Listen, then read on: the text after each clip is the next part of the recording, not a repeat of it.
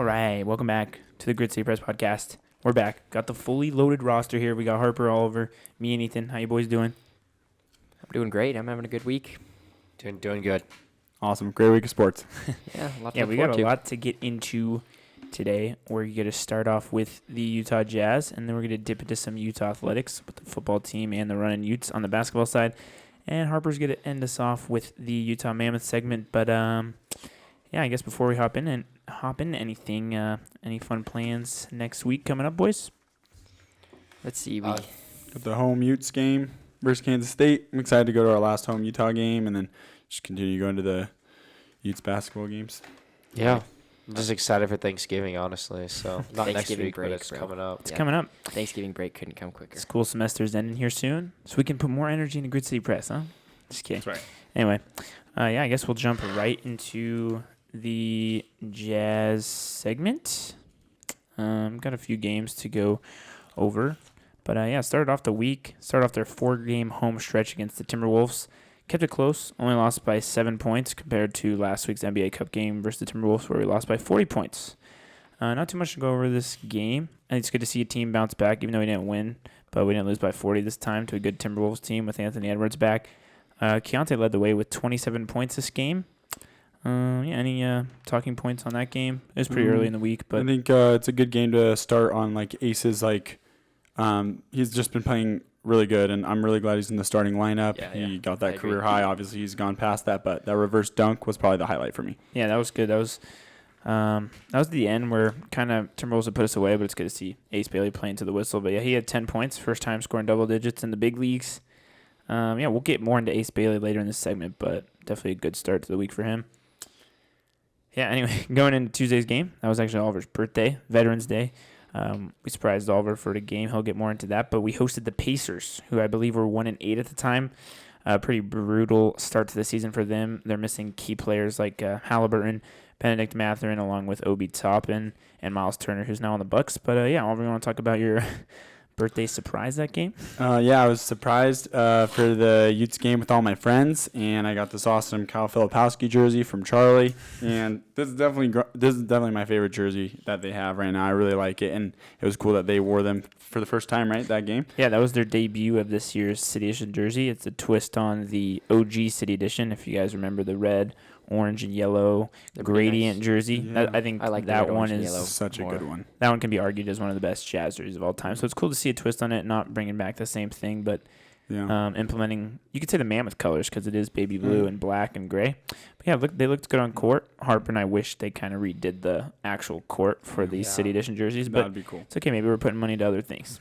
Yeah, it was a super fun atmosphere. What's cool about the Jazz right now is there's a lot of open seating in the back, so you can really just have all your friends up there. So we literally had 10 people just enjoying the game together, and it's really fun because this team's really likable, and it's really enjoyable to watch because just all the young players, you really just grow. You just don't want to see any of Yeah. them leave because they're so fun. Yeah. I agree.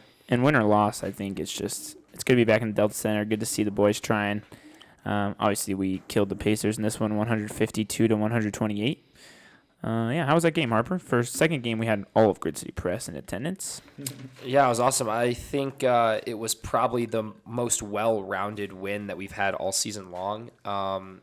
All starters had double-digit points, and then you had 3 guys coming off the bench with more than 10 points. So honestly, just really good to see. Ace Bailey dropped 20 in that game and was just really efficient from the field. So that was good to see because I think the thing that I noticed with Ace early on in the season is he wasn't shooting well from especially the three-point line. So to see him go 4 for 8 here in this game, Yeah, that's great. it's pretty impressive. So Yeah, Ace Bailey continues to climb the rookie ranks. I think now that he's started 3 games now, right? I believe. Yeah. 3 yeah. games. Yeah, he's just really blossoming. He had 10 points on Monday, 20 points on Tuesday. We'll get into. Sorry. Yeah. Yep. And then 21. 21 points to follow that against the Hawks. So he just keeps getting better. Great rebounder. Harper always talks about what a natural ability he has to rebound the ball. And yeah, this Pacers game was the third most points scored in franchise history with 151. Number 1 was we dropped 154 versus the Kings back in 2021 during that special season. 154. Yeah, and then I know Ethan. I think you wrote the article right on this Yeah. game right after. I know Ethan was hyped about the game because he wrote an article right after, all the way till 1 a.m. So he's obviously excited about the team. How did you feel? Collier had a really good game too. I like seeing him and Keontae back on offense together because having that assisting guard is a good dynamic, I think, on the court. Svi had a good game too, even though we were a little iffy on Svi. He had 20, and 3 of the players had 20. But Lauri Markkanen back at his best again because he had like an okay game against the Timberwolves, but Yeah, he's back. As if I'm not sure anybody was really doubting him, but he's been playing really well, and the Jazz have like one of the best offenses in the league right now. So Yeah, we do. I think as of last week, we had the best scoring offense in the league. And Lowry, this is a fun fact, he leads the league in catch and shoot attempts per game with 8.7 catch and shoot attempts. that's crazy. And he likes to convert on those. He likes to do the no dip 3.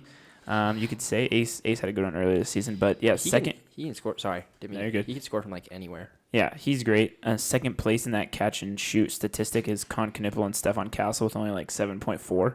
So Lowry with 8.7. He definitely leads the way in the catch and shoot category. But yeah, he had 35 in that one versus the Pacers. Ended up dropping 40 the next game against the Hawks. This was our third game of our home stretch. Hosted the Hawks, losing 132 to 122. Lowry, like I said, had 40 points. This is his 6th 30-point game this season and his second 40-point game. Just an outstanding season for Lowry. He's balling. He's 6th in the league in scoring average with 29.3 points per game. He just looks good every single game.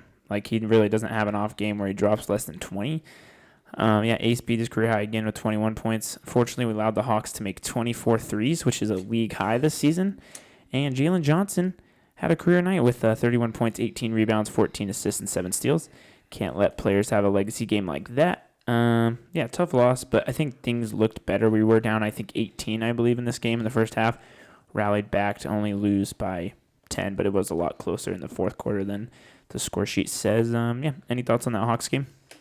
I think the Hawks had a good game, played really well. I mean, just as you talking about allowing threes, it's kind of like our defensive schemes still need to improve. Walker Kessler, it's gonna come. It's just haunting it. Like, we're not gonna be able to have the best of defense, but I'm missing Taylor Hendricks on that defense. I agree because he's been out with how long is he hamstring injured? soreness. He's not going to play against the Bulls, but how long is he out? Probably the next week, maybe. I don't know. I'll look. I mean, it's cool to see Nurkic almost have a triple-double, too. Like, I mean, at least he's playing well and getting boards for us. But, yeah, I think ideally we need another person than Nurkic. Says out till at least November 18th. So Okay. probably next, not this game, but the he's Lakers not playing game. against the Bulls, yeah. And Cody Williams has been getting a little bit of minutes now.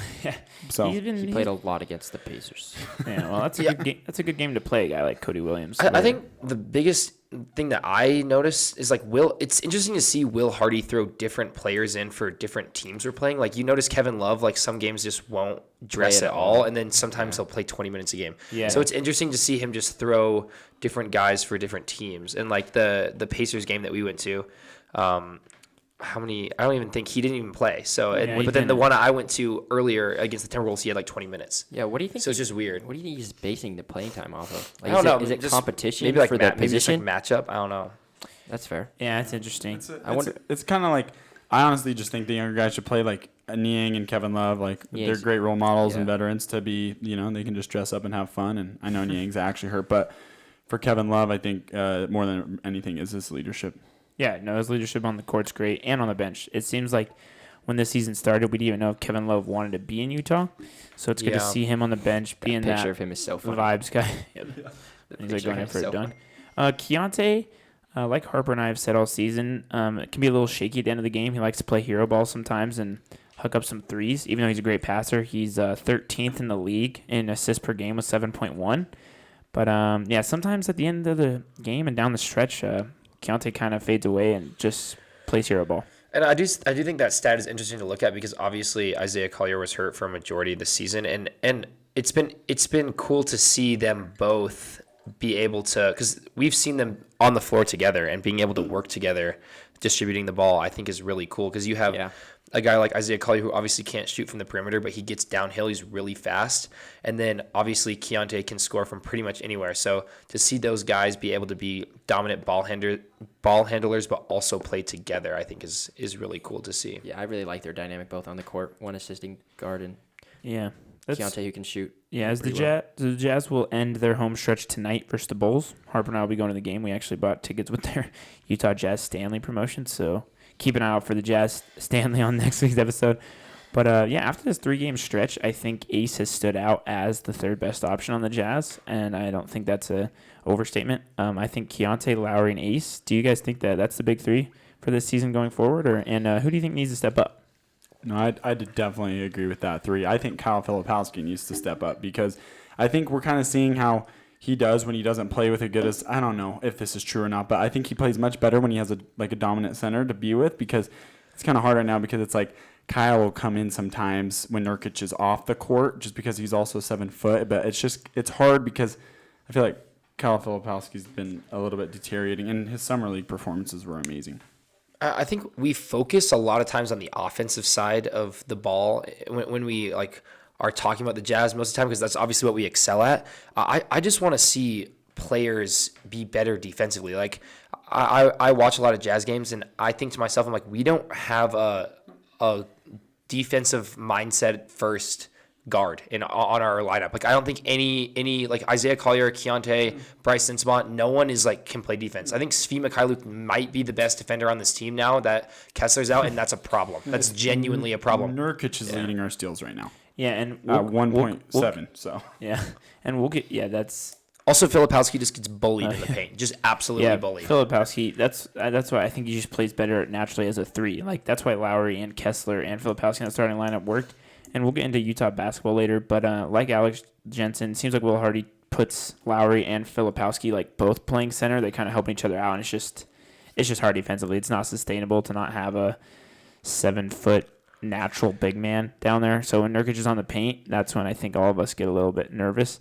It'll be interesting to see. Harper and I have talked about possible trades for some young guys, maybe calling up Mo Bamba or Oscar Tshiebwe from the G League, because I think we really need help in the 5. With Taylor Hendricks back, what do you think a lineup looks like to be good defensively? I was thinking that too. I think Taylor Hendricks actually opens a lot of things up because then Lowry and Flip might not be playing together because we are missing an interior defender right now. Like I think Nurkic is playing close to 30 minutes a game, and it's literally only because he's the only one who can play somewhat of an interior defense. No one else can guard the basket, and so we have issues doing that. And when we play teams who are able to just drive past our guards because they can't guard on the perimeter, then it's just an easy layup, and we need someone to be able to guard the basket. That's a great point. I want to see Taylor Hendricks fit into this lineup, and hopefully they can build a defense well around Nurkic if that works. I think you will, and I think I'm fine having a guy like Taylor Hendricks who provides very little offensively because we have so many guys who can produce for themselves. Like Keontae can produce for himself, Lowry can produce for himself. So when you have guys when Lowry comes into every game and he's just a guaranteed lock to drop 30, it's we don't need more guys who can just shot chuck. Yeah. Get a guy like Taylor Hendricks whose sole purpose on this team is just to defend. Those are the guys you need. Whose minutes do you think? Who do you think loses out on minutes with Taylor Hendricks being in more to provide more of a defensive? I don't know. That's a good question. I think it's something that Will Hardy will experiment with because obviously I think it's you gotta balance what you want. Yeah. Yeah, I feel like a lot of those guys are just kind of all playing the same amounts of minutes. Yeah, when it comes to Walter Clayton and Taylor Hendricks and Filipowski and Bryce Sensabaugh. And they all have their good days and they all have their bad days. I agree. Someone could just be on and then some days they're just off. And so you can't I don't think Will Hardy's walking into every game going, okay, this person's going to get this amount of minutes tonight. This person's going to get this amount of minutes tonight. I think it's more of just how is Flip playing in the game right now? And we've noted that when Bryce Sensabaugh makes a mistake on defense, he's pulled. When people make mistakes on defense, they're pulled. And it's true. We have very similar guards. A lot of the guard position is very similar. So I wonder who's losing out on minutes more to see someone like Taylor Hendricks play. Yeah, I mean, Taylor Hendricks is what, a 3? Yeah, I'm not saying he's a guard, but I'm saying he can play 3 or 4 guards that don't. No, but you're right because juggling Keontae, Svi, Walter Clayton, and Isaiah Collier. Like, those are 4 great guards, but you kind of just wish Walter could bring a little bit more defensively. Yep. And it's going to be interesting tonight as the Jazz take on the Bulls. I don't know if Vucevic is healthy. I think he is, but that's going to be the center, the big man in the middle for the Bulls. And he's a little bit slower. He kind of reminds me of a Nurkic, just a better Nurkic, Nikola Vucevic. So I think that's his first name. I might be wrong. It is. Yeah, you're right. You're right. It is. I have him on my fantasy team. But then, like, we played the Hawks last night, and they played the Hawks the other night, and they don't even have a natural center. And we allowed 24 threes. Yeah, well, that took a Jalen Johnson legacy game and a Kongwu legacy game. So, like, I don't Kongu know. dropping 35 in that one or That's something. crazy. But the thing is, the reason Utah's offense honestly is so good is because our defense is so bad. Like, we just allow the thing is, Utah just gets so many possessions because we're so easy to score on, and so we just Get the ball back. get way more opportunities on offense. So we just go down and score. Like, our entire mindset is just, can we outscore you guys? We need to be able to have someone who we can rely on in defense. And I'm looking at it, Nurkic 6'11", and Taylor Hendricks is 6'9". I'd much rather have Taylor Hendricks down low. Yeah. 1,000,000%.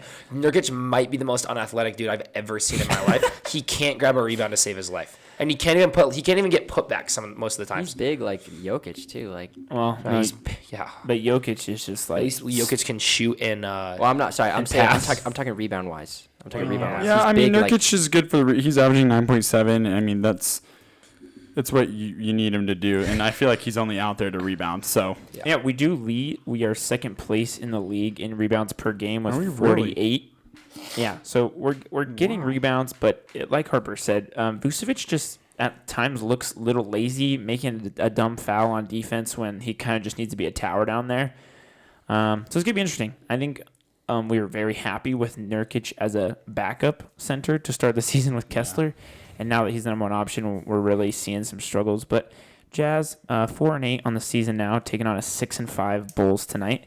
Josh Giddey's the standout in Chicago this season, averaging a little over 9 assists a game. I'm sorry, and over 20 points. So, any predictions for the Bulls game tonight? Obviously, this episode will come out once that game is over. But yeah, let's hear some predictions.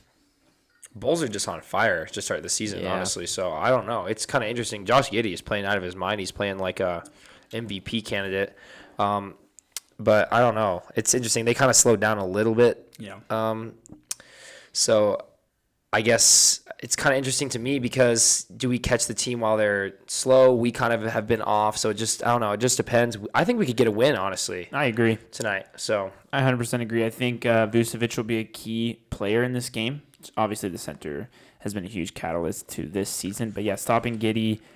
They also have who do they have? They have Trey Jones. Trey Jones has who's a been good playing well. guard.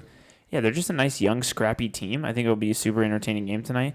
Hawks game was really entertaining the other night, along with Pacers. We obviously dominated, but yeah, it looks like Kobe White. he's debuting. Yeah, he hasn't played all season Oh, for the really? Bulls. And he's Bulls playing- have also played some really tough teams their past 4 games. They've lost 4 straight, but they've also played Bucks, Cavs, Spurs, Pistons. All good All teams. playoff teams, Yeah. minus the Spurs. Were they playoff team last year? No. They weren't. But they they're got playing Wim- well this year. But they got Wemby playing like a Oh, yeah. generational talent. And their new so. coach seems awesome. I think the Spurs will be a top 3 team with De'Aaron Fox back in the West. To I end the agree. season. I agree. Yeah. They're fun I teams. love seeing Spurs are like unreal, man. it's just fun to watch like Stephon Castle. Oh yeah, Yeah, Stephon De'Aaron Castle's Fox great. and- They have great picks. But the thing Yeah. about them is they got guys who can defend. Like Yeah. Stephon So Castle, good Yeah, they're just defensively. athletic Stephon wings who can Castle's really defend. fun to watch. I feel like all our wings are literally just offensive first. Like, it's just shoot you out of the gym. Even Markkinen, like, he's so good, but he just can't defend to save his life. Yeah. Like, honestly, the person who's impressed me most on defense has been Ace Bailey. Like, that dude is just active. He's everywhere. I think he had, like, a couple steals in the Yeah. It's a- Pacers game, or it's maybe a- it was the other one. It sucks because like it would have been nice to see how Will Hardy experiments with building a defense around Walker Kessler with like Taylor Hendricks back, and like it would have been really. I'm sure he would have experimented and see how that goes because that's probably their biggest thing with Walker is how they can build a defense around him. Even though he himself is a good defensive player, how could they build that around him? So it just sucks we can't Yeah, I see agree. the experimenting this season. Yeah, it's unfortunate Elijah Harkless can't bring too much offensively because he's a great. Obviously, he plays garbage minutes, but like we were saying, he's a great defender. And hopefully, when Taylor Hendricks gets back, like Harper said, he can sacrifice a poor shooter and poor offensive guy for a good defensive guy, because right now out there, I can't even tell you who our best defender is in our starting lineup. It's Svi. It literally is, and that is terrible. He's great perimeter defense. But we have no interior defense. No interior. Nurkic is just like, how many times a game do we just complain about Nurkic being just lazy? Yeah, All Like, the time. He's just a all the lazy time. center. yeah. But that's the thing. That's why he was a good backup. Like, he was a good experienced backup to Kessler, and now Now he's playing 30 minutes a game. And we don't have another backup. So Yeah, unless you bring up That's what I'm saying. Toshiba Like, or Mobamba. do you bring up Toshiba? Like, I don't It's know. hard because he's undersized, but it's like also you think about it, Vucevic is only 6'9" on the Bulls. Okay, that's Isn't that crazy that's to think? Yeah, But I, It's like a I Utah honestly, center, I man. honestly I feel like think Toshiba could definitely I think do it. Toshiba plays center better than Nurkic plays center. 100%, because he's a rebounding machine. So yeah, it's gonna be interesting. Regarding schedule coming up, the Lakers have a very brutal stretch this week. We play the Lakers in LA Tuesday, November 18th. Lakers have looked good this season, second in the West. And then we play the first team in the West on Friday, November 21st, where we host the Thunder, the reigning champions. If we win that game, I'll be very surprised.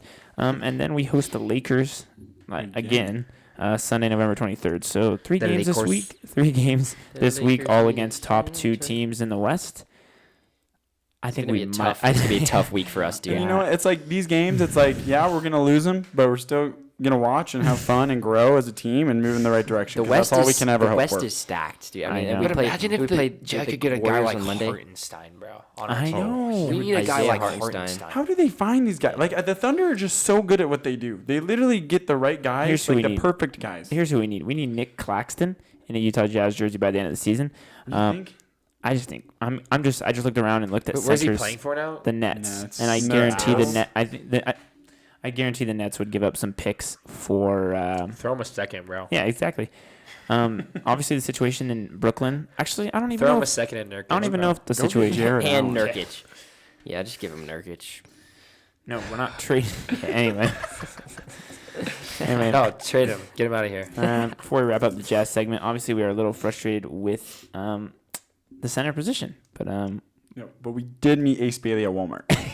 Oh, that is something. Yeah, Oliver and I went to Walmart the other day. He had to get a rugby ball for a school project, and I was like, okay, I'll go check out the Legos. And there's Ace Bailey with 4 boxes of Pop-Tarts in Walmart. Ace Bailey's the I just hear future, Charlie in dude. the aisle over. What's up, Ace? That's not what I sounded like, but I was like, yo, Ace. I'll tell you guys how it went down. I was like, what's up, Ace? He's like, what's up, man? And I'm like, dude, I'm a big fan. He's like, He's like, I appreciate you, bro. And I was like, yeah, keep in mind this guy's like 2 years younger than me. Anyway, I'm like, yo, I'm a big fan. Can I grab a picture with you? And he's like, yeah, I got you. And I was like, let me go grab my brother. He's like, all right, make it fast. He said it in a nice way. Super nice guy. He had his Pop-Tarts. Got a nice photo with him. I asked him if he's liking Utah. He said he's really liking it. So we saw his Lamborghini in the parking lot. Yeah, he's balling. Yeah. Yeah, The it's thing- so fun to watch. I'm just glad. What's funny is he was with like a homie, and I feel like every time I meet a player in the wild, he's always just with some homie. That's lit. Once he gets into just flow state with these games, bro, it's Yeah. it's game over for the league. Dead ass. I The mean, thing right is- now he's supposed to get a career high this game too. So He will. He will tonight. Yeah. We're 10th in the West, and that's kind of It's actually not surprising. bad. That's kind of surprising. We're above. We're low-key We're here. above the Clippers, the Grizzlies, the Kings, the Mavericks, and the Pelicans. Do you think we can secure? Pelicans suck. Do you think we can if those secure a teams 10th place continue spot? to play bad, we honestly Yeah. might. I don't know. Get If I don't know if the 9th or 10th. Mavericks will. I feel like the What's- Mavericks will turn I up. think no, because they just fired Nico. They're not doing good right now. No, the Mavericks are in shambles. And the thing I is, don't know. I feel like their players. Pelicans are moving out of New AD Orleans. is out. Grizzlies are moving out of Oh, AD Memphis. is he Kings out are for the about to just season? blow it all up. He's injured. Clippers are old as hell. yeah, the thing Yeah. is, like, even Clippers, dude. I wonder. Clippers and the Kings. The first 2 games when we talked, like It's over.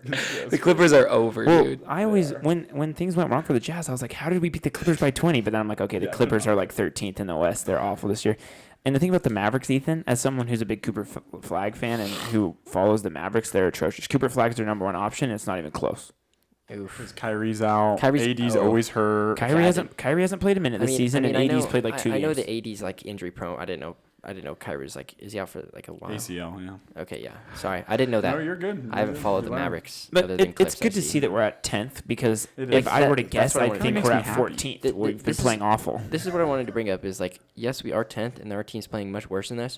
What are our chances to maybe stay top 10 at I all? don't know, and I don't want to.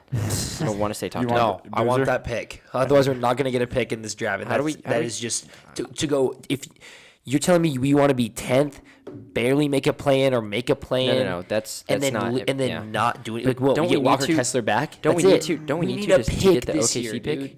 We need to be bottom I eight. can see it going, but We need to be a bottom I'd eight be team. happy with 9th or last to get a pick. Don't we I need don't the wanna be in the OKC? Like we need some with No, playoffs. we need to be Don't a we need to bottom play eight well, team. though, We need to to be a do- bottom eight team. Don't we need to play well to get the OKC pick, though? No, we need to play bad. Oh, to get OKC's pick? No. What's that? We thing need to with play OKC? bad, otherwise OKC gets our pick. Oh, okay, that's what I meant. Okay, Oh, okay. sorry. In other news, the atrocious New Orleans Pelicans, I think they've won 2 games this season. They don't have a first-round pick next year. That pick belongs to Atlanta.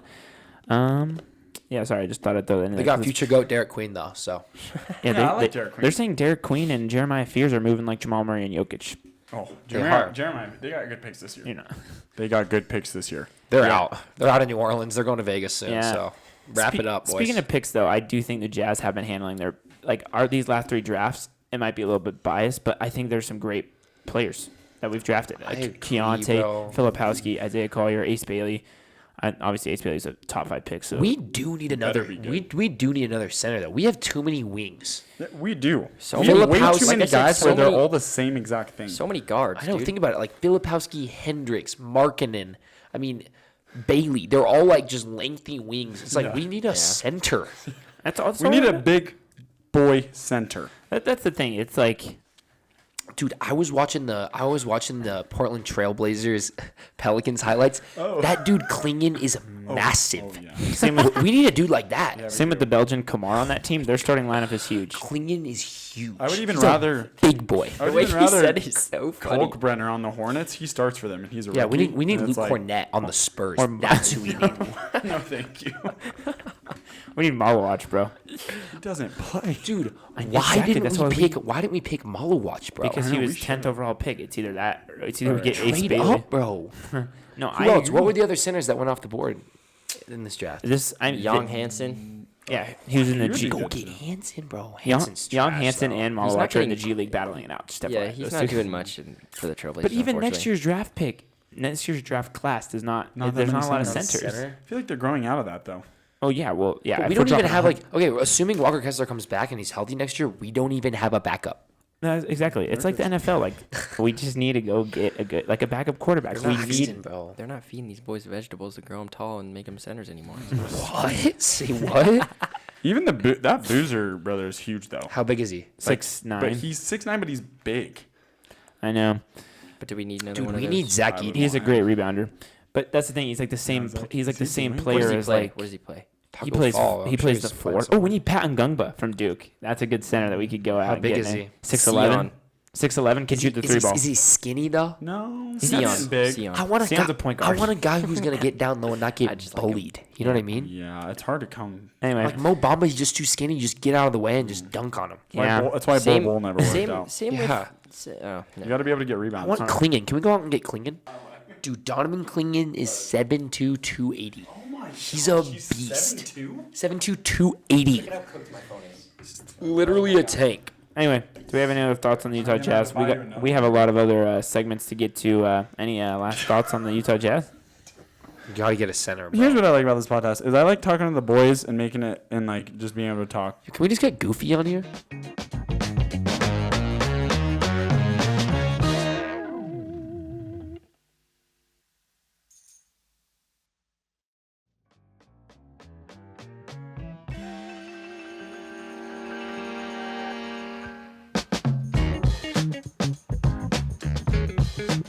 Guys, fall's wrapping up and winter's right around the corner. So now's the perfect time to get your yard with none other Haley Yard Care. You guys know what's up. Leaves piling up, gutters overflowing, snow about to hit. Let the pros at Haley Yard Care handle the hard work so you don't have to anymore. They're offering end-of-season fall cleanups, complete gutter clearing, and dependable snow removal services all winter long. Guys, seriously, Haley Yard Care is the way to go. Don't wait until that first big storm catches you off guard. Book now and save your spot. Call 801-828-8234. They do it right, guaranteed. Snow about a hit. Awesome. Anyway, we're gonna jump right into Utah football. Ethan, take us away. Well, we got a lot to talk about this game. I am very happy with it. A couple things to take away negatively, but it's a great game for us. We won by 30. Strong Yeah, critic. That's good. So I don't want to say a couple things to take away negatively. I want to say a couple things to just discuss, critique. Yeah, That's fine. I really liked Kyle Whittingham's press conference, even though I listened to like 5 minutes of it. But he had some good things to talk about. We scored a lot of. We had 55. We've scored 45 or more points in our last 3 games. Our offense is like pretty good. Our rushing attack has been dominating every game, and I wonder if I even care if Devin Dampier has a breakout passing game with how good our running game is. Honestly, I don't know if I care much about having a good breakout game passing wise from him. Obviously, we don't really have the wide receivers, but I think one thing I want to critique is our defense in that first half, at least. It was a little bit sloppy. We were playing a lot of press man defense, and some of those CBs were getting cooked. And what was the Baylor's? What's Baylor's quarterback's name? Sawyer Robertson. Yeah, he had like 430 some passing yards, 55 total attempts, and he was airing that thing out. And they weren't really developing much on offense. Like they didn't really feel like it didn't feel like they were in the game at all. It wasn't very close. Thankfully, they didn't keep it close. He does lead the Big 12 in passing yards. Oh, well. So, but 400 is crazy. Yeah, to only score 28 points. Yeah, to only score 28. I mean, it didn't feel close at all still. Can I be honest, though? Like, this is a veteran Baylor receiving core. They have a really good receiving core. They're all seniors. Crazy Cameron, yardage. Hawkins, Wilson, Trigg, all seniors. So, like, these guys are experienced. Trigg is a NFL guy. That guy's going to be playing on Sundays. So, like, I understand your frustration with, like, the man defense. But honestly, the way we played, I'm fine giving up a big play here and there. Like, okay, yeah. We also had a pick six. Yeah, and we forced two. we forced some field goals a couple times. Like, yes, we gave up big plays, but then our defense would lock back in. Listen, our offensive line or Morgan we play man coverage more than anyone in the country, and that's for a reason, because Morgan Scalley's rush works more than anything. Yeah. And our defense, we've talked about it a lot of times. The defense is never a question. You kind of just have to come to acceptance that Utah will give up big plays, but when the defense needs to, it will step up. Yeah, I do like when like you said, we play man coverage. We have the more players rushing. It kind of just suffocates the quarterback. Yes, he did have like 55 attempts, 400 yards, but I felt a lot of the time our defensive line was really struggling or stopping him and making him struggle to even find options a lot of time. I mean, I just want to ask if you think our coverage was maybe an issue. Like, you think our coverage defensively was an issue, or could have been other. Listen, was it the best game that we've played coverage-wise? No. This was probably one of the best receiving cores that we've seen this whole year. And honestly, who cares? You air the ball out, that's great. But Baylor couldn't control the ball all game. That's why we run the ball, is to have time of possession. And they didn't control the ball well. And that's evident. We run the ball, we control the ball, we score. You can throw deep plays, but are you punching it in the end zone? No, you're not. So in our defense, you saw that so many times. They would just throw a deep ball, they'd get down within the red zone or close to it, and then we would stop them on like a third down, and then they'd have to go for on fourth, and then maybe they wouldn't convert it, or they'd just go for a field goal. So it's like, again, getting beat. Yes, I do agree with you. We got beat a lot this game, but the defense, I never felt like the defense was out of control. We controlled the game. That's a good point. I like that. Yeah, but we came out in the second half and punched him in the face. There was not really any doubts after that. Bird, he was definitely a catalyst for us. I think he was the catalyst this game with those 2 big rushing touchdowns. One for 74 yards. Big game for him. And 67 too. Yeah, Wayshawn Parker had another really, really good game he had over 100 rushing yards again. Only 6 carries, 166 rushing yards. Yeah, 166 yards for Bird's insane. And the fact that he's a freshman and Wayshawn's only a sophomore is insane. We need to keep Bird Ficklin. We really need to keep Bird Ficklin. Yeah, I love our team. I just don't know what you do, though. Like, because Dampier's got another year of eligibility, and what if Bird just goes, yeah, I want to start next year, and I'm out? Well, what do you do? How do you prioritize that situation? I think you just do exactly what Whittingham will do, and you just have both compete for the first spot. And if Bird's better, then Bird will take that spot. You don't think he'll just, like, he'll find an opening in another team where they're going to guarantee him a starting spot and he'll just leave. That could happen, but if he's loyal to Utah and winning it, I think they're going to just do the usual where they do. They're going to have to compete who's going to win number one. That's the thing. I could see an off season and see a world where Bird beats out That's what Devin. I'm saying. Like, okay, you give I'm fine with that. Bird a whole off season to work on passing and know the playbook. Who's winning that? That's why I like the question. Who's winning that? I think it's Bird. And to be fair, Devin is he's Good. he's busted up. He's hurt. He's Yeah, Devin. sorry, Devin he's did banged look real up. beat He's up. banged up. That's what I was trying to say. Like Whittingham said it many times. Like that game was hard for Devin to play, and obviously he was able to play. Like if Devin's over, 70% he's gonna play, but he's banged up still. What is going on? Like we keep saying this, but like then he plays every game. So like, what is going on? What I like about him compared to Cam Rising is like he'll play through injury, so like he wants to play. And Devin Dampier is Spider-Man. He wants to play. And like they Cam Rising did have debuted those season- jerseys. He was Spider-Man. He was ready to go. He wanted to play. But even though he's banged up, he wanted to play. But guess what? Guess who's there if Devin's not playing? Cam well? Rising had Bird. like season-ending injuries though. Yeah, but he was just Fragile. There was a couple times where he was so fragile, where it's like he's like suited up, ready to play, doesn't play. Devin Dampier, He's Spider-Man. That's Kyle Whittingham though. He'll suit him up and he won't tell you who's playing or not. that's true. I do love that Bird is just we got him in the bullpen. He's always ready to go. Doesn't really have. I mean, he really has nothing to lose. Let's think about it. He has nothing to lose.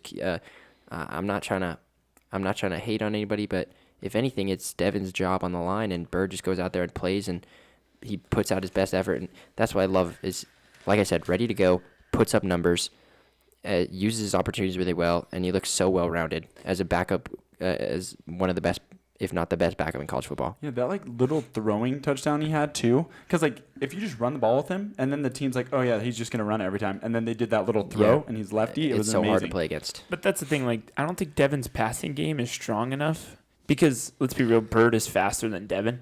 And Bird, I just can't see Devin running for 67 yards and stiff. He did have a nice stiff arm. know. He did have a nice stiff arm last night, but Bird's was better in my opinion. I mean, he just threw that guy off him. Yeah, it was so cool. I don't even. but that's the thing. It's like if you're comparing, Bird is so fast too. yeah, that's what I'm Yeah. saying. If you're comparing rushing games, I think Bird beats Devin. And then if you're comparing passing games, I just think Devin Devin's hasn't- barely above. But you haven't seen saying, enough bro. to have him like. Yeah. Small sample size still for Bird's throwing. But then also like how much throwing are they allowing him to do? Like Exactly, not yeah. a lot. Like we even saw it in the Colorado game. They didn't even really let Bird throw that much. Does Jason Beck trust him to do any of that? It's because the rushing was so good, bro. I mean, our rushing. Genuinely can't believe how good our rushing is. And Yeah. every time Our we're like rushing attack randomly like is not always- paying attention, and Wayshawn just runs a touchdown like Waish- without being touched. I know. And I think, but it's the O line though. Truly, Yeah. it's truly I the mean, O line. they're both going, They're going- first round. yeah, they're Spencer going Farmer and Caleb top Williams. 10. See, bro. that sucks. Like, where are we gonna be next year? Losing both of those guys. But yeah, Football's so cooked. like I said, our rushing attack game always. I mean, definitely our winning factor here. Like with those Bird flicking touchdowns, Wayshawn Parker another 100-yard game. I want to ask you guys: do you feel like we're undervalued, or do you think we're just doing what's expected and it's not that impressive? We've won all the games we're supposed to win, and we've lost all the ones that we should have been competitive in. So I think we're right where we want to be, personally. the thing I was looking at it today, and Utah will be the best team out of the college football playoff. I agree. I think we're Like playing so well. we'll be probably the last team out, and we will be one of the best teams in the country by far. Yeah. Unfortunately, nobody we wanted to lose lost last week or this except week. for Texas, but Yeah, except for Texas. But Oklahoma wins. Cincinnati who else? too. Ole also Miss, lost. Ole That was Miss good. won. that to- yeah, because doesn't really matter. now Cincinnati's tied with us in Big 12 losses. We just really need Cincinnati to beat BYU and see where we're at from there. It just What's gets the tiebreaker? Complicated. It's For us, so it's over BYU? complicated. It's Yeah, complicated. the graph is really helpful, but The only thing you need to worry about is you want to hope BYU loses next week. getting a second loss for But it's BYU would just be good. not And gonna then happen. doesn't The didn't you athletic say director got put on. ASU? committee. Yeah, but he can't vote for Yeah, Utah. I know. ASU also needs to lose, right? Yeah. ASU does need to lose at some point, but like it's just so complicated. I don't even know. There's like a website that I could send you guys, and you guys could play around with it. But Oh, really? yeah, it's just so complicated. That's cool for whoever created that. Yeah, How do you even like? That's a That's lot a of good research, idea. I'm sure. Did you guys see Kenan Pula of American Forks interception over the week? yeah, That was awesome. it's awesome. In Salt Lake, obviously Rice Eagles host the high school playoffs, and obviously there was an insane interception by that lone peak corner, and I almost sent it to Harper saying Utah needs to sign this guy, and he actually is already signed to Utah. So. Well, not signed. He's committed. So actually, Committed. it doesn't Sorry, mean sorry. anything. But he's committed though right now. So Yeah. if he that's amazing. I was watching the game from my class. On Lone the peak. 5th floor on SFAB. BYU was hardly recruiting him. Seriously, the game was on. I On was the in class. Jumbotron. You When just I watch was, it? yeah. That's cool. Well, shout out to all you high school players. Keep up the good work. Wait, when was it? When was the championship? Thursday. I think I think that It was. was so hard to park on campus. No, there was No, like I think 6 it's games I thought, going on I thought it was low-key today or something. Oh, maybe. The chip? today or yesterday. Probably. I don't think they put it on a Sunday. Let's see. Anyways, you got anything else? I already asked this earlier, but do you feel like we've seen enough of Devin's passing game to? I don't know. We don't. The thing is, we don't need a pass to win games. Yeah. So why pass? What was the end of that question? That was it. I was like, do you feel like we've seen enough to really even care if he's passing enough or not? Honestly, at this Do you point, think- I don't really care. I mean, obviously Our run game is so We good. gotta- rush game, at this, rushing attack is always so at good. this point, we just gotta ride the wave. We gotta win out Like Tulane? and just ball out in the Alamo Bowl. Okay. Or the Vegas Bowl. First words Harper says to me when he walks in USC, is, we'll see you there. We'll see you in That'd be a Texas. fun game. I Would want be to a go fun to that. game. Yeah, man. There's not much to there- look forward to Big 12 championship wise. I'll talk some stuff about. Let's just go over what the path to the Big 12 Hold on, championship. yeah. The Big 12 championship, is that out of our sights unless BYU loses Can we do again? that? It's not fully out of the sights yet. BYU has to lose next week So you're telling me there's a chance to Cincinnati, okay? Because that would mean Cincinnati already has 2 losses in the conference. Cincinnati to get battered. BYU would be at 2 losses. Arizona State would be at 2 losses. Utah would be at 2 losses. Houston would be at 2 losses. So that's a 6-way tie. Houston doesn't. Houston has worse. Oh no, I'm just saying that's a 6-way tie. Then strength of schedule eliminates all but 3. It would be BYU, Utah, and Arizona State as like the 3 main contenders. Yep. And then I think in that scenario, Arizona State would be over us, and then it would be us then BYU. So we Yeah. need Arizona State to lose another one. It sucks because we killed Arizona State. I know they have their backup quarterback, Does that but not matter? But the thing is, like no, because they BYU beat Texas fans, Tech. BYU fans could be saying the same thing about us because like that we'd still be ahead of them, but like they beat us at head to head. First of all, I don't know why the Big 12 doesn't do head to head. That's so stupid. But I don't know. It's whatever. But then again, if they did do head to head, BYU would beat us. So BYU has to lose next week, and then Arizona State has to lose sometime in the next 2 weeks. So a bowl game is Our probably chances are slim, our bowl game and it's is going to probably our suck best because obviously all of our other games we've looked so dominant, and we just kind of disappear and muff a punt or two and get a targeting against a must-win BYU game. Arizona It's, State, they play Colorado. They're going to win that. They have to lose to Arizona in their last game. Yeah. Yeah, Okay. but That's what I'm saying. Arizona, But Arizona will beat them. Arizona beat- Maybe. Arizona- They're the same No, record. Arizona looks good. Arizona beat Listen. Cincinnati, and Oh, It's that's possible, but it's not. Wait, where is that game? Where is that good. No, Arizona I'm saying game? that's good that Arizona beat Cincinnati. Yeah, okay. Wait, where is that Arizona game? Is it at ASU. Arizona? Oh. It's hard to Honestly, play there. but Arizona State almost lost to West Virginia this week. Yeah, Did you guys watch that That's game? weird. And then the West Virginia quarterback threw an interception on the game-winning drive. So West I was watching Virginia. that game because I was praying Arizona State was going to lose because that would have just made our path even more open. That's what That I'm would've been saying, so though. nice. Like, They just sold. BYU barely beats Colorado. We kill Colorado. Arizona State barely beats West Virginia. We kill West Virginia. We kill Arizona State. And it just all comes down to Also, BYU. where was TCU last night? Yeah. that was I was really really bad. hoping that'd be a Did closer they game. show up? I thought don't they were even know. gonna Did put they even some- make it off the plane? I don't think they I thought they were going to put something up against BYU, and I thought that would have been a good chance for. And that's what there makes was me a good concerned chance. because I thought now there the was a good chance Cincinnati. TCU or Cincinnati beat them. Well, now the Cincinnati quarterback's injured Yeah. because of this past game, and so then he's coming into this BYU game injured, banged up, or what did you say earlier? Busted up.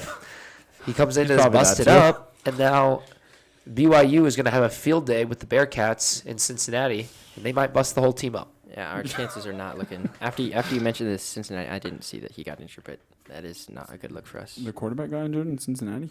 Yeah, he got his Just ankle. said that. His ankle. Hey, Brooke, even if You're we good, don't, you're even if we don't make the playoff or the Big 12 championship game, like this season has been super entertaining compared to last. Yeah. Oh yeah. Obviously, not a lot to look forward to last year after a horrible record and losing to BYU at home. But like the Big 12's been fun this year. It's been like so agree. great to see how close all these teams are.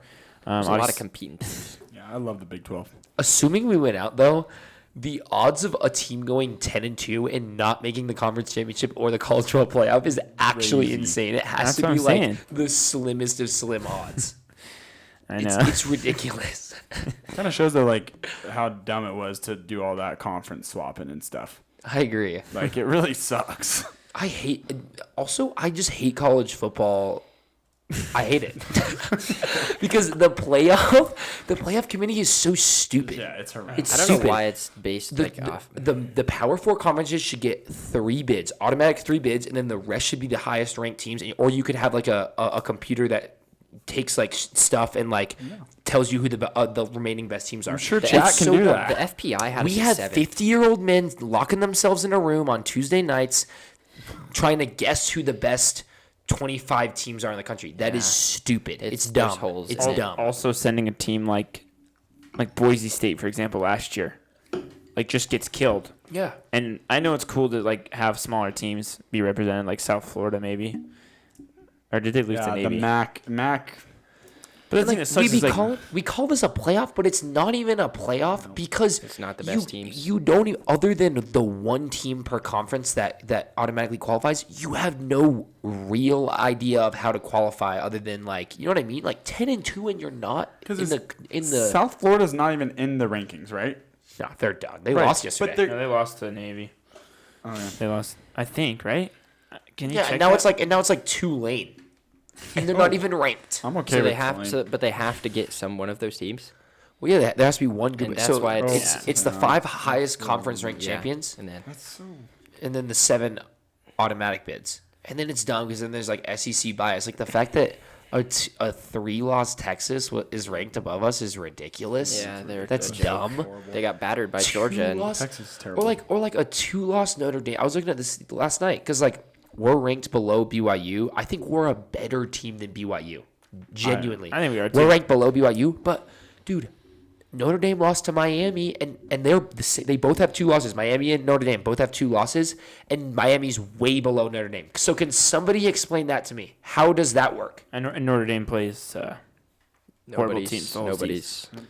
Are I they just gonna get a don't bid? understand it. Notre Dame, yes, they suck, and that's another thing. It's like Notre Dame can just skip out on the conference, Yep. and, 'Cause they're and independent. we saw this stupid Pitt head coach. It's like he's like, oh, the reporter goes, "Is this an important game for you guys?" He goes, "I'm glad you asked that because it's actually not an important game for us. It's not a conference game, so we don't really care." They proceed to just get blown out. So is Notre Dame even getting the best opponents? Like, are they even getting their opponents' best? Genuinely, no, they're not. So how is that fair? It's not. College football playoffs a joke. Shouldn't be. You should not even be able to be in an individual thing like that. So we'll see you Independent. guys in the Alamo Bowl.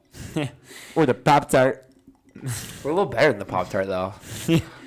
Anyway, I should like Pop Tarts. any last words on Utah football before we jump It's a great into segment. Thank you for carrying Utah that over. basketball? We're a little too I good for the Pop Tart cannot Bowl. wait for the game this Saturday. Yeah, we 2 host p.m. unfortunately It's gonna for be work, cold. but It's gonna be cold. 2 p.m. 2 p.m. is better than 8 Is p.m. it? No, it's I not. It's know, not but even I- ever I getting play- cold in Salt Lake though. It's like 50s. In other news, we need some This guy, snow. bro. It rained today, but It's we just never getting cold. we like some snow. Yeah, what's the forecast for What's this the game Saturday? day looking like? 48. Not bad. At 2 p.m. it won't be too bad. That's still like a shirts off for the boys type of quarter, right? That's a shirts off when we're spanking Kansas State in the first quarter. Yeah, that might be. Everyone's leaving after the first half. Yeah. Well, that was a great segment. Go Utah football. Yeah, we're gonna jump into some Utah basketball. So,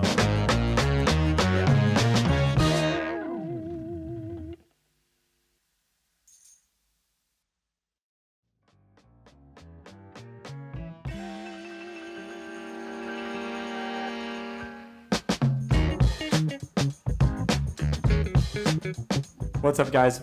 Welcome back to the Utah Runnin' Utes segment of the Grid City Press. 2 games to cover this week. We got Holy Cross and Sam Houston. Won both of those games, but first I want to get into some new signings. Freshman Styles Clemens will be coming in from Overtime Elite, 4-star, 6'1" guard. I've heard he's got a crazy vertical. Really excited for him. And then we got Simeon Suguturaga, and he's a 6'4" guard from Orem, hometown boy. Really excited for him. Our next transfer is a JUCO transfer who just signed Zati Lubaki from Trinity.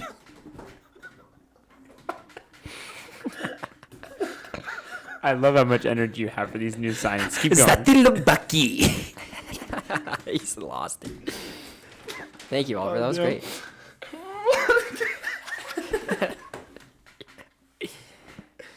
All right, whenever you're ready, just start off from Zati.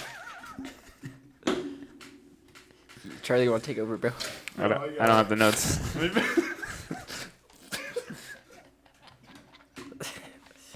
I haven't seen Oliver laugh this hard like ever. All right. Anyway, guys, obviously this episode, I think there's been a lot of energy brought to this episode, and Oliver's going to pick Shows us. how much passion I got. He's crying. He's crying. He's a tomato. If you're on the video version of this episode, I'd just like to welcome you to this part of the segment. I don't think we've ever... So I needed a good cry. All right. Okay. All right. We got Zadi Lubaki. Dude, kicking through his name. Maybe end with the signings. Why, dude? Well, you can't finish him. All right, Zadi Lubaki coming from Trinity Valley Community College in Texas. He was a tournament MVP last year and has experience in the overtime league and in France. 6'9", 230. I hear if there's a good comparison comp, it's E.B. Traore. A little bit stronger, a little bit bigger. Really excited for him. He's been hyped up well. Small sample size with his averages, but I'm really excited to see how he does. He's going to join us in the offseason. And then 2 return missionaries coming in. We got Jackson Johnson, who I'm super excited for. 6'8", 4-star. I mean, coming out of Alta High School, we just heard he was going to be great. And then we got David Katoa coming from Layton High School, 6'4" guard coming in. Anyways, awesome. Let's get into the games.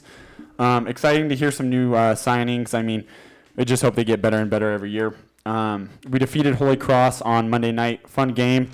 Good atmosphere. Attendance is growing a little bit by 100 or so a game, but still, I got a good question for you guys later on that. But we played well. Stayed up most of the game. Down at the very start, but we just kept going. Kendall Sanders 3 kind of put us up 9. Finished the whole game up by 9 or more. And then Terrence had 21 points with good contributions from Keanu Dawes and McHenry. We've been subbing 3 players right now as we have Abby, Jacob Patrick, and one other, but good contributions. Who's the other guy? Kendall Sanders. Okay. Kendall Colonel Sanders had an amazing play. I just want to Kendall. highlight this really quick. Kendall Sanders had a really good one where he left the other player down on his ankles. It was just a great play. Kendall Sanders is really stepping up. True freshman. Anyways, closer game than expected versus Sam Houston last night. Fun game, though. Keanu with a big double-double. Just Alex Jensen's talked about it multiple times. Our rebounding has just continued to get better. People are rebounding really well, and that includes Keanu Dawes. That's impressive without a true big man. Yeah, Keanu had 17 points, 14 rebounds, like Oliver said. I like the Jazz. Like, it seems like Lowry and Filipowski, like playing those two. Obviously, we don't have any 7-footers on the Utes, but playing 2 power forwards, kind of like a center to help out, which is Keanu Dawes and like even Sadhu is pretty good at rebounding. He's a bigger guy. Really good rebounding from him. Mm-hmm. Yeah, I really liked how we've been playing, and Okonkwo's back finally. That means Josh Hayes is going to get less minutes. He only played 9 minutes, still started, but he's going to become more of a reserve. But it's good for him to get these starts because he's just going to get better and better. But we played well, had a really close game in the last couple of minutes. Missed 10 shots in the final 8 minutes to kind of cut it. They cut it to 79 to 77. Yeah. And it just wasn't good. It was scary there at the end. Terrence Brown coming down, knocking 4 free throws in a row to end the game. He was 100% from the free throw line all game. Yeah. But 46 to 33 in rebounds for us. That just shows. I mean, Sam Houston's a smaller team too, but we built a strong lead, rallied with Sam Houston late, and big picture, Utes defense is struggling. We struggle to put a hand up. They shoot and they just have way too many 3 opportunities. Like, we need to close out. And, yeah, let's get into some any highlights from those 2 games for you guys. yeah, Terrence Brown scoring his 1,000th career collegiate point, which is pretty awesome. I think Don McHenry also has 1,000 points on the team in college, so that's a pretty special moment. You can see how much it means to Terrence. Terrence is the guy I want the ball in his hands at the end of the game, making 4 free throws in the crunch time. Obviously, we were up 20 in this game, and they cut it to 2. That needs to change. We need to really fine-tune a lot of things with these 6 games. We're already, through 3 of them? Yep. Or 4? Yeah, 4. So we just need to tighten some things up. We're going to have some tests coming up of some Power 5 opponents, whether it be Ole Miss or Iowa, along with Mississippi State. It's going to be interesting. And didn't you say the Purdue-Fort Wayne could be a tough game? Yeah, Purdue-Fort Wayne, like Running Utes Podcast. Shout out Running Utes Podcast. He does a great job over there. He gives us a lot of data and insights. But he was saying how, as John Rothstein would say, the epitome of brutality game where we pay a team to come play us and we might lose. We're not saying that'll happen. Don't but want that. Purdue Fort Wayne, I think they were talking about that might be the team that could do it. So I think the hardest team out of that 6-game stretch is yet to come. Also, we played Grand Canyon. Grand Canyon lost to a pretty bad team the other day, so I'm not too worried about them. But then again, it's going to be interesting to see because, like, you can see some teams, like even BYU, they were down to Delaware State at half the other day. They did not play well. I agree. And I was looking at Sam Houston, and Sam Houston put 77 on Texas Tech, and they're a top 10 team in the country. So it's true. So like, I'm not, like, I look at this, and as long as we're winning, I don't really care. You can't be upset. Yeah, it's just going to be interesting to see how we transition to playing those Power 5 schools. I think Purdue Fort Wayne is going to be a good test. Jumping into Grand Canyon is another big test. And then when we play Mississippi State, I think we're just easing our way into those hard games. I like that. Those games were scheduled to kind of just get this new team meshing and gelling together. Yeah. Iowa State beat Mississippi State recently, and that's kind of a really good game to see because both those teams are who we're going to be playing, so it's good to see. Iowa State ended up winning that game. But I had one kind of question that just revolving around college basketball and the G League now is, what are your guys' thoughts about that new rule with G League players being able to get eligibility to play in college? The NCAA rule change? Yeah. I thought that was cool. I just think NCAA is getting further away from college sports. It's just crazy that a 22-year-old that plays in the G League can commit to a college. I think that's just weird. And College sports is cooked, bro. Because BYU's doing it, right?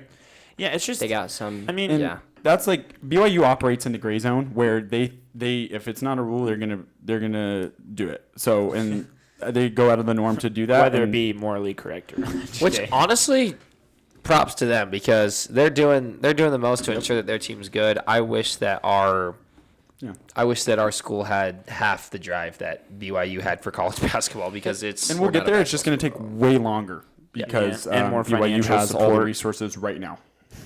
Yep, BYU's thank you, got Ryan all, Smith. BYU's got all the billionaires to help support their Yeah. team. That video is amazing, by the way, that you sent. Which one? That Ryan Ryan Smith video. Isn't he good at basketball? Yeah, he's a baller. Anyways, what would you guys define as a successful season for the Utes this season besides just getting wins? I think top That's good. 12 team in the Big 12. Okay. Obviously, that's a What? low. There's 16, right? Yeah. Okay, yeah, that's good. I Well, like if we that. beat out 4 teams, I think we'll be fine. And if we get like a few big wins at home, I think if we beat BYU at home, we play Houston at home. I think maybe Yes. just picking up one of those wins, maybe not BYU or Houston, but like a good team, like a top 10 team per se from the Big 12. If we can beat them at home, I think that'd be huge. We host Houston all the way in February, so I mean we'll see where the team is at from there. We also play a good Iowa State team at home, along with we play Kansas on the road, but TCU we host. TCU's not great. They're 2-2 already on the season. There are some very bad bottom feeders of the Big 12. So I think as long as we stay above that top 12 mark, I think it's going to be a successful season. I don't think we need to expect that much. Obviously, there's a lot of asterisks on our team, a lot of question marks going forward. But to start 3-0, I think that's what is expected, and not too many too worrisome signs. Yeah. I kind of want to, like, even before we get into like conference play, I want games like the Cal game, the Mississippi State game, and like the Washington game to be like I want us to win like one or maybe even two of those games. Yeah. Like, because I'm looking at the KenPom right now. Washington was like 40-something. Cal's like 70-something. Mississippi State's like 40-something. So, like, those, I mean, we're 102. If we can, like, even, like, make that a game or, like, just compete with them, I think that shows good signs of what we're progressing going into conference play. So, just win the games that we're projected to win, I think, is the big thing, and then be competitive in games that we can have a chance at least. Like, obviously, we're going to lose a lot of games in conference play, but because the Big 12 is a really good basketball league, be competitive in games, show signs of improvement, and win the games you're supposed to win. I agree. Really well said. I wanted to. I mean, I don't know how well we're gonna do in conference play. We did like 8 wins in conference play last season. I think getting closer to a 10-win conference play would be tough, seeing as how like those teams that win like 10 are usually the top of the Big 12. So I don't know if we can do that, but like Harper said, being competitive in Big 12 conference play, but at least winning the games that like we kept the ones we should have won close early in the season, and we don't care much because we won them, but hopefully just maybe get 9 or 10 wins in conference play, and I'll be happy. Yeah, it's a great goal. Either way, I'm still going to be happy if we get 8 again like we did last season, because last season our team was interesting. but Yeah, I'd say we close try to 10 wins in conference play would be good. I say that's a good goal. I think try to match that 8 conference game wins. I think that's a super just to see where we're at compared to last year. I think going projecting towards a 10 win Big 12 season and then this year or next year is also a good goal. I think people just need to realize to have some patience with Alex Jensen. Hasn't coached college basketball ever, so I think him just adjusting and figuring things out. And I think 1 year is going to give him a lot of data and experience for him next year with those new signings that Oliver talked about. Yeah. Just hearing what he says in the post conference or the interviews, he's really smart and knowledgeable, and like you can tell, it's going to be like a slow process, but we're growing each game, and I think it's going to take a long time. But I think we're on the right track moving forward. This spring, and having wins like some big. If we could go 1-1 with BYU, that'd be great. Other hard games like. It looks good for us when we get these commits, or it looks good for the commits when we can do stuff like that and maybe get 8 or 10 wins in conference play. People will want to come here. Yeah, this spring being the 10th straight year that we'll miss the NCAA tournament. Who says? How many years do you over or under 3.5 years before we make the NCAA tournament again? I think under. I think Under. 3 years. Under 3.5? I think in 3 years we can do it. I hope we're doing really good by the Maui Classic game. Is that again? Maui Classic tournament 2027. I mean, I want it to be enjoyable. I really want to go to that. I know. I haven't been to Maui. I'm sure it's pretty. How was Maui when you went, Harper? It was awesome. It was on fire. Hot. So it was very hot, and I'm just burning. Anyway, It's cool that Utes get to be in that. Utes go on to play 2 and 3 teams this week. We play 2-man teams? 2 and 3. Oh. That's their record. Bad Sorry. teams. This is finishing the 6-game home streak versus bad teams. Yeah, bad teams that we should all beat. We play Purdue, Fort Wayne, and Cal That's a good Poly. one. I don't. We play Cal Poly. We play Cal Poly in Is football. Cal Poly good? No, 2 and 3, and they probably play some pretty bad teams throughout the season. But Okay, so looking at the rest of non-conference schedule, how many losses do you think we have? Let's just look at it. Everyone maybe just come up with a little estimate. I think we lose to the Ole Miss or Iowa game. I think we lose the Mississippi State game. I think we lose the Mississippi State game, and I think we lose the Ole Miss or Iowa game, and then I think we win one of the Cal Washington games. So I think we lose 3 of 4 other Power 4 games we have left. I think we only lose to Mississippi State. Do you think we really? Do you think we beat? I know. Oh, sorry. That's Is Ole Miss actually conference good? play, never mind. I don't know. I'll get a number on that. Do you think? Okay, sorry. This is conference play, but do you think we can beat Colorado? Like, who's defending their center? Yeah, exactly. Well, I don't know, but I don't think they're I great. heard Colorado's terrible. Yeah, that's the What thing. about Arizona? Arizona's good. tough. Arizona's They're gonna They're a beat insane. top us. They're 5 gonna team beat in the us, yeah. country. We're gonna get killed by them. We're gonna- Ole Miss and Ole Iowa Miss are are gonna both undefeated. Ole Miss has played no one except for a Memphis team, Okay. who's I mean that's pretty Memphis good, though. is good historically, but yeah, I mean Iowa I think is actually pretty good as well. I know they're I think they were both tournament teams last year, right? I know Yeah. Ole Miss was. Iowa. I was think not. Iowa Iowa barely wasn't. missed out, but Okay. they beat Iowa and they beat a big East team in Xavier this year already. So it's gonna be interesting. What do you think? We out of those 4 Power 5 games. I think we beat Cal and then we lose the other ones. All of them? Unfortunately. Okay. Unfortunately. I think we lose to Washington, Mississippi State. Sorry, not all of them. Washington, Mississippi State, and either Ole Miss or Iowa. So those 3. Yeah, I agree.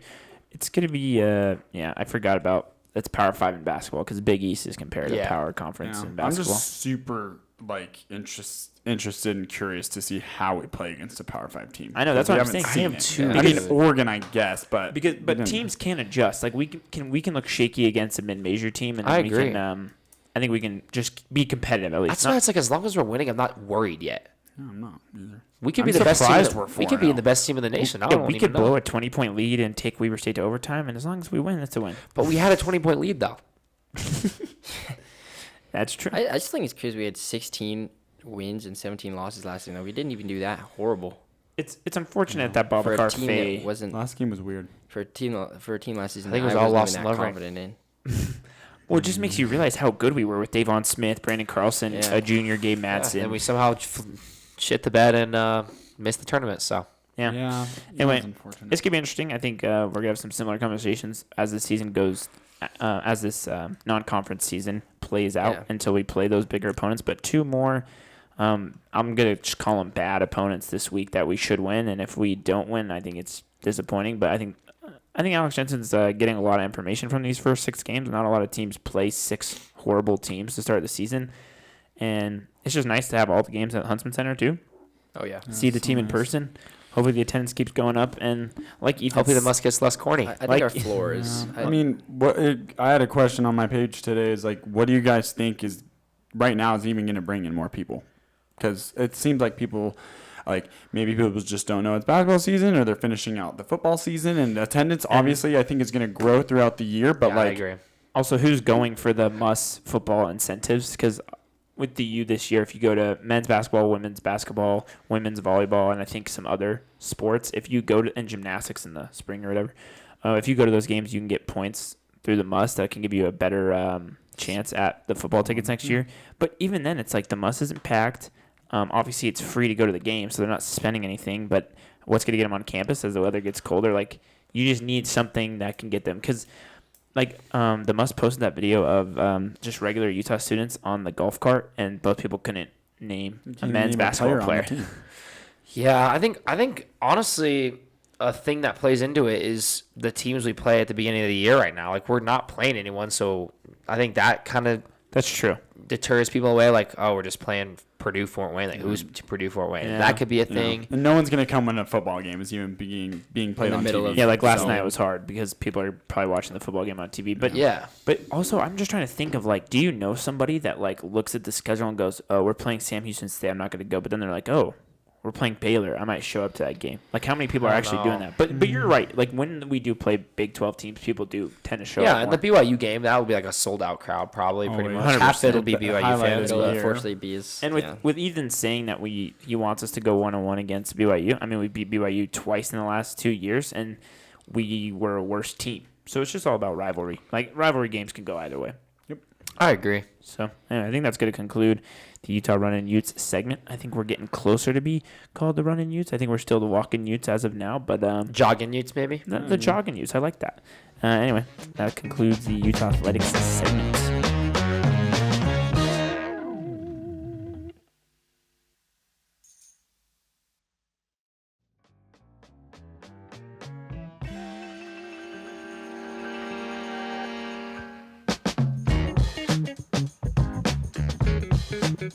Okay, we're doing the Mammoth section of the Great City Press now, and we're going to have lots of fun. So, yeah, the Mammoth, prior to this week, had kind of been a little shaky. Obviously, started out the season hot, and now we've kind of moved into a little bit of a lull. I was listening to a podcast earlier, and it was talking about how up to this point, the Mammoth, or in the month of November at least, the Mammoth have really only won the games that they were supposed to win. So it is interesting because hockey is one of those sports where, you know, you will go on stretches where you're winning lots of games. You're going to go on stretches where you're losing lots of games. So how do we dial back in and, you know, adjust to the teams around the league? And, you know, we kind of have been on the road a little bit in this past week, or this past month, and, you know, that plays a factor into it, obviously. But the teams that we're losing to they're just good teams. And I don't think that's necessarily a negative thing for the Mammoth, but I just want to see them compete. Like we've lost to the Maple Leafs, the Canadians, and losing then by a lot. the Senators game. I just really want to see the Mammoth compete. And right now we're not competing against the teams that we should be competing against. If this team really has playoff hopes, you know what I mean? We're dropping the teams are dropping 5 goals on us, 6 goals on us, 7 goals on us, and games like the Colorado earlier in the season, we only gave up 1 goal against them, and then we beat them, and we're not. You're right. We're not competing against teams that were competitive or better than teams that are like Colorado. We're not competing, and Yeah. at least we're still somewhat winning, and we pick up an overtime loss. Oh well, whatever. But it's harder to watch, even though hockey's a streaking sport, so I'm sure we'll be back to it. Yeah. But there's definitely some good glimpses. Like, obviously, we've been on losing streaks, plural, because I feel like we haven't gone on too many losing streaks without I a win. agree. Like, picking up that win this week in the midweek was Yeah. big, and you see those flashes of our potential, even with without Cooley and Gunther and Schmal. I don't think did Schmal score against. He did score. I did. think he scored in the Sabres game. Yeah, Maybe Sabres it game. was the Paterka scored. Kraus maybe scored. it was the Islanders game. Maybe It was one of them. Paterka and Kraus scored in the Sabres game, and then something else. Well, how many? They were Actually, you really know what it close. was? It was he scored, but his goal got taken away in the Islanders game. That's what it was. Yeah, but I was gonna say, how was that game for you guys? Sabres game. That was good. I mean, we went down 2-0 in that game, and then Yeah. we just came back and just Killed 'em. completely lit it up, which was awesome to see. Yeah, it was my first Mammoth game of the year, thanks to Harper. Yeah. Energy was electric. I think the fans are adjusting a bit better than Yeah, I obviously agree. the inaugural season last year. Energy was up. The Delta Center, I just love the Delta Center. Harper and I were about to go to the Delta Center after this for the Jazz game. It's just good vibes there. I think Ryan Smith does a great job. I think he does a great job with the players. We can talk about Paterka and his relationship to the Sabres, but I saw an interview today where he says that the Mammoth set him and their players up with everything, especially Yeah. the facility. And that's what I love about Ryan Smith and his attention to the details. Like, we obviously know that Utah's a small market, especially in sports like basketball. But the thing that I love about hockey is the hockey players don't really think about it like that. If they have the resources and they have the fan base and they have the dedication from the organization, they're going to love it and they're going to stay here. And you saw that Yeah. with the Cooley signing. You saw it with the summer with the Vejmelka signing and the Gunther signing. So it's like, people want to be here. If they know that we have one of the best facilities in the country, then they're gonna want to stay here. And I think that's one of the most important things in building a championship level team. Yeah, and compared to soccer, football, basketball, like there's just not as much ego, obviously. Yeah. Like, obviously, Cooley wanted more money. He got the money. He said he's happy. He said he's excited to stay in Salt Lake. Yeah, and Ryan Smith, I think as an owner, it's super important to just give your team the advantages that the salary cap or other caps may minimize. And that's starting with the practice facility. You can put so much money into a Yes, practice facility, and I that'll agree. lure players. If it's not as far of a commute for them, I know the practice facility's in like Sandy, but who knows where all the players live. But just little factors like that, making a new locker room, making a new stadium, getting the fans involved, doing like the Jazz, all the bundle ticket games, like that's going to get people in the stands. That means fans are going to cheer. That means players are going to play well. It's just a cycle that I think Ryan Smith has really got down to a science, like you were saying, and the details. I think it's super important as a franchise. And it just makes you appreciate win or loss that the franchise is in good hands. I agree. And just back to how the Mammoth have been performing, because I think a lot of people are really disappointed right now. And we did go on that 3-game losing streak, which is hard. But I think it's important to look at this past week. So the game against the Sabres and the Islanders. There were 4 points available on the table for us, and we picked up 3 of them. We did lose to the Islanders, but it was an overtime loss. I've talked about this a lot of times. Overtime losses are still important. As long as you're taking a team to OT, grab 1 point, regardless if it's a win or a loss. You're still getting a point out of it. So 3 out of 4, honestly, that's a great start. Moving into the rest of November, I think. But just like I was saying, we have to be able to compete with these big teams. And for me, it seems that, in the beginning of the season when we were winning a lot of games, our top 2 lines, everyone seemed to be just on it. You know what I mean? Everyone was scoring, creating opportunities. It just seemed like we were scoring at a higher level because the top 2 lines were just all engaged. Everyone was on fire. We have one of the best second lines. Exactly. But now it's kind of slowed down. You will have like a guy like Nick Schmaltz have a good night. He'll find the back of the net, or like maybe it's Keller, or maybe it's Gunther. But it's never. I like these past couple of games. I haven't seen all of them working together to create opportunities. And hockey's an interesting sport because obviously goals are harder to come by than a sport like football or basketball. And I think that's why these teams go on like winning streaks, losing streaks, is because sometimes it is just about chance. Does the puck get in there? Does the goalie make a good save? Is your offense getting good enough looks on that night? Sometimes it's just hit or miss depending on the game. But honestly, really proud with how the Mammoth did this week. You get a win against the Sabres, a dominating win, and I think the more importantly, we were down 2-0 and then found a way to come back and score 5 straight. I think that's the most important thing. Super important. And then obviously we were up in the Islanders game. You hate to see it. They score a last-second goal. In the third to send it to OT. Still able to get a point though. And the thing about overtime in hockey is it's kind of up in the air. If you're dominating the puck possession, you're most likely going to win overtime.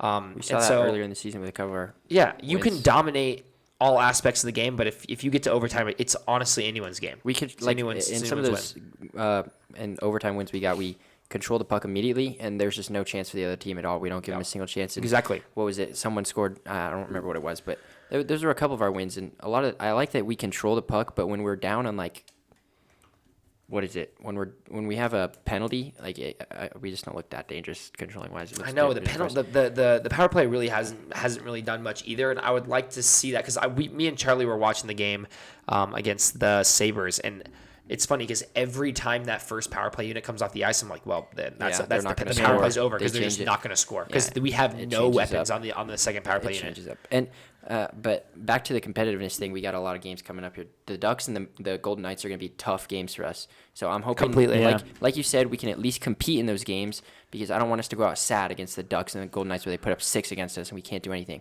That's true. I'm hoping we can at least compete, maybe put up a performance like we did against Colorado.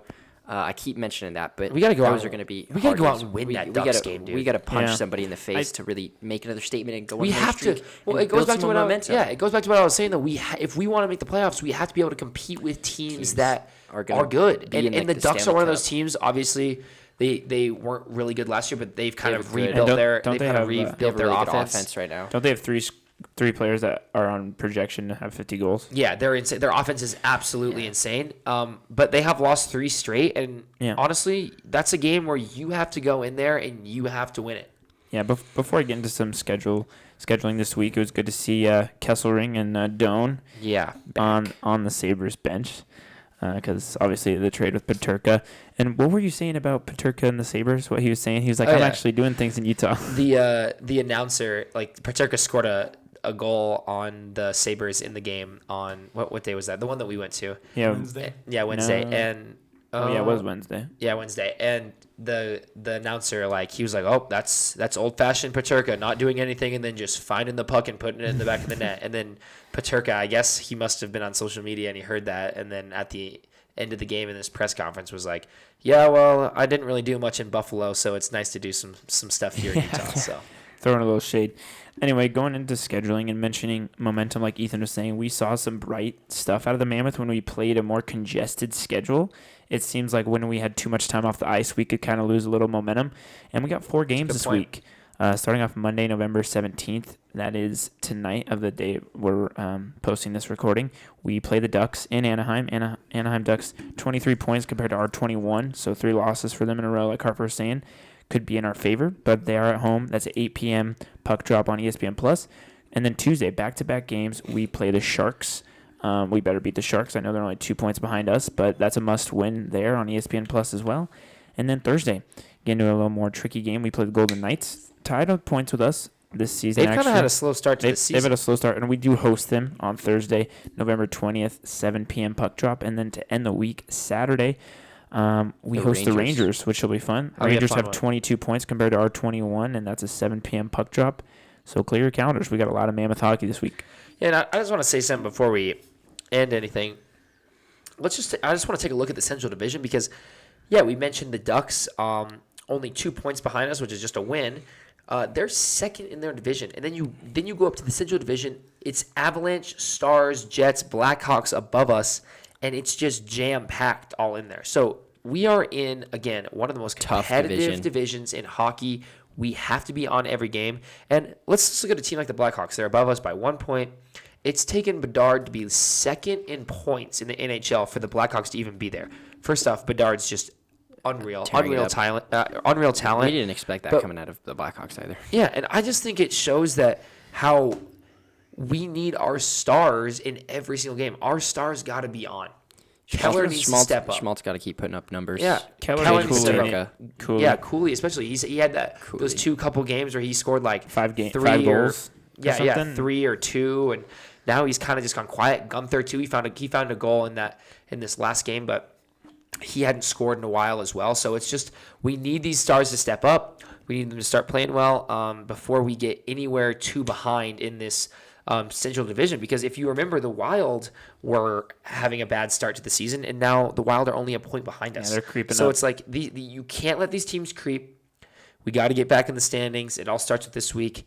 against some tough opponents. But I think the Mammoth can do it. Yeah, so 8 points on the table this week. Let's hear some just predictions. Just throw out a number. How many points of the 8 are we getting? Yeah, I think we Beat the Ducks. I think we do a California sweep, so we beat the Ducks and Sharks, and then how awesome would it be to beat the Golden Knights twice? Yeah, that'd be great. I think we grab 5 points out of the 8. 5 out of the 8. I like that. I'm gonna go 2, 4, 6.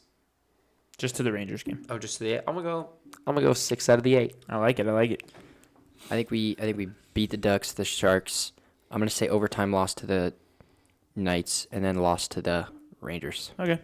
Yeah, I think it's kind of sad to see like at the start how well we were doing and like that streak, but like Ethan said, it's a streaky game, a streaky league. Like Streaky. it's like hard to see, but you just gotta go through it to get back on the up. So I think we're gonna definitely win some games this week.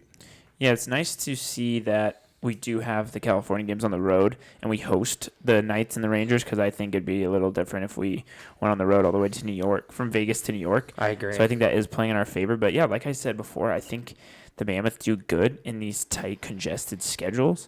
And I think 4 games in 6 days, I think it could play to our advantage. I'd hope to not be proved wrong next time we record next week. But yeah, I hope we grab at least 5 of 8 points. And that Golden Knights Mammoth rivalry is just so fun, because there's obviously a lot of Golden Knights fans here in Salt Lake, because that was the closest team when they are not relocated, when they got a franchise in 2017. So the Delta Center will be just super electric. Those two Golden Knight games this week. Yeah. On that note, it's just so funny to see, like, Oliver's a Broncos fan and Harper's a Broncos fan, but it's just like funny to think like how much more passion you get when your team's actually in your state. Like, yes. Like, you guys are mildly Broncos fans, but if you guys got a Salt Lake team, you'd just be like, 100% on all board, in. yeah. Be covering them on the pod, like, and you'd like to think these hockey fans would join the Mammoth side, but I guess they're too Tapped in.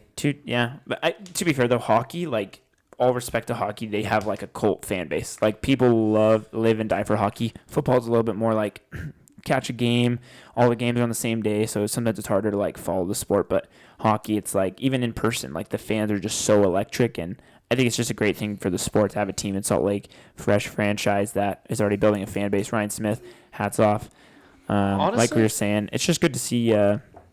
But even like with a bunch of Knights fans coming to the Delta Center, it's just fun to see that banter. Yeah, it's fun banter. But I could understand, like, if you had been a Detroit Red Wings fan like your entire life. Dude, the Golden Knights were created 2018, yeah, not 2019. even 10 years ago, like 8 years ago. Dude, you can forget about the past 8 years. Hop on board with the new team and cheer for your hometown team. Jazz Nation News, I'm looking at you. Yeah, I was thinking about him too. I was just gonna ask, who was that again? Who did that? I hate when he posts so He much won't about become it, a Utah bro. hockey fan. I hate him, dude. He You're- posts you're way right. too much about the cold. You're right though. Like, how long really matters, and it's funny because like it's literally like it kind of looks like a bandwagon, because like the Knights obviously had a really good start to the season, and I wonder how many percentage of those fans were like, oh, the Knights, oh, they're actually in the Stanley Cup. And I'm just gonna hop on. Yeah, no, that's exactly what they've won. They've been to a couple and won a Stanley Cup, so it's like it's probably just easy to cheer for them. Little did they know, So dumb. Ryan Smith was coming. He's coming up north from Utah County, bringing the Mammoth or the Coyotes to Salt Lake. Now Yeah. the Mammoth, formerly the hockey club. Lots of name changes. Three name And changes. we were actually formerly the Winnipeg Jets before they were the Arizona Coyotes, and Yeah. now we're the. The retros. Yeah, so whenever we play the Winnipeg Jets, just know we were the original Winnipeg Jets. Yeah, it's like the Jazz playing the Pelicans, kind of. Yeah. It is. Anyway, So Winnipeg moved to Arizona, yeah. Winnipeg and relocated then Winnipeg Arizona. brought it back in Winnipeg. Yeah, did they they just- got an expansion team, and then they That's- named it the Winnipeg Jets. That's hilarious. So it's like if the Coyotes get another team and just name it the Coyotes. Yeah. Like if the Oakland, A's, Raiders, yeah, Warriors. No, Warriors. Poor A Oakland. lot of teams we could go. I know. It's like whenever like Utah sports are in the dumps, just be thankful we have good ownership Yeah. and New a Orleans team that's Pelicans, Seriously. you're next, bro. You're on the Yeah. chopping block. It's out. You're out. Yeah. Jerry Smith. Ooh, battery Who's Jerry just Smith? died. Battery just died. Battery just died. Okay, well, we're just going to end Honestly, this yeah, we're done. audibly. Hey, ho, ho. Anyway, Love you guys. Thanks for tuning in. Video, Spotify, Apple Music. We appreciate it. Taylor Swift's boyfriend just scored a touchdown. And, yeah, we will see you in the next episode of the Grid City Press podcast. Thanks for listening, guys. Shout out to all the writers: Ethan, Harper, Bryson, Olson, Dave. You guys just kill it out there, man. And I just love you guys' love for sports. I think Dave and Bryson's always posting about like Oregon and Chargers and like all their teams. Utah State and shit. Hey, Bryce and Blue, if you're listening, we need your Ducks to lose to get the Utes in the college football playoff, huh? Anyway, shout out all the boys, and we'll see you next week. Peace.